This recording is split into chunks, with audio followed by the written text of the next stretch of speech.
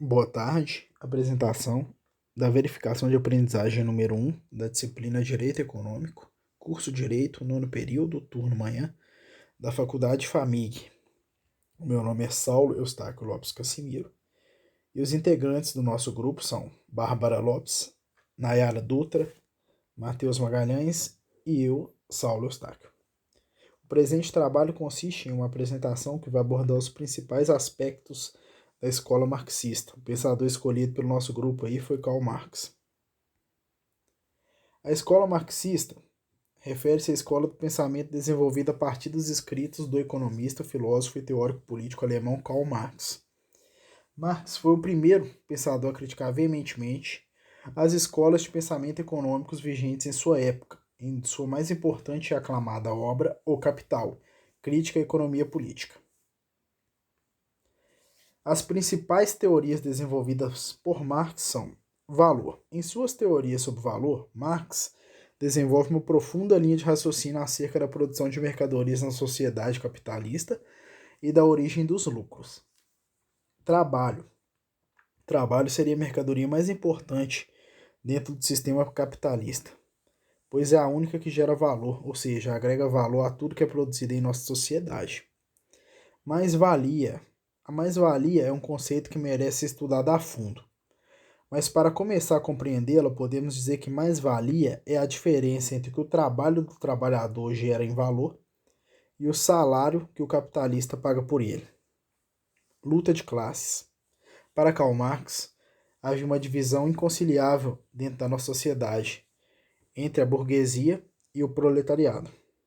Essa divisão causava a chamada luta de classes, que representa a luta de cada uma dessas classes lutando pelos seus direitos indefinidamente.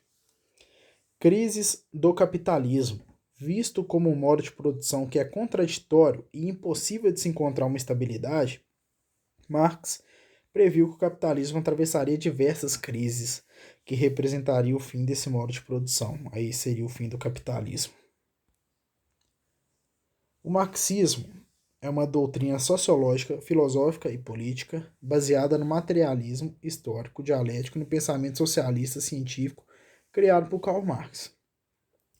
Esse pensador foi responsável por fundamentar econômica e sociologicamente as ideias socialistas que já existiam na Europa no século XIX, oriundas de teorias políticas anticapitalistas que pregavam a necessidade de se pensar em uma sociedade igualitária. Um dos principais problemas do capitalismo é a forma de como o empresário usava o trabalhador para enriquecer. No âmbito da economia, as principais características do marxismo são a proibição da propriedade privada e, consequentemente, extinção da burguesia e da distinção de classes sociais. Segundo Marx, isso seria possível mediante uma forte ditadura que ele chamou de ditadura do proletariado, que assumiria o Estado e acabaria com todas as estruturas estatais e sociais que mantinham o poder hegemônico da burguesia na sociedade capitalista. O sistema jurídico burguês, a economia baseada na propriedade privada, a mídia burguesa e a religião, todos esses elementos foram conjuntos que Marx denominou como superestrutura. Estado e sistema jurídico capitalista, infraestrutura, mídia e religião que criam ideologias para manter o proletariado conformado com a sua exploração.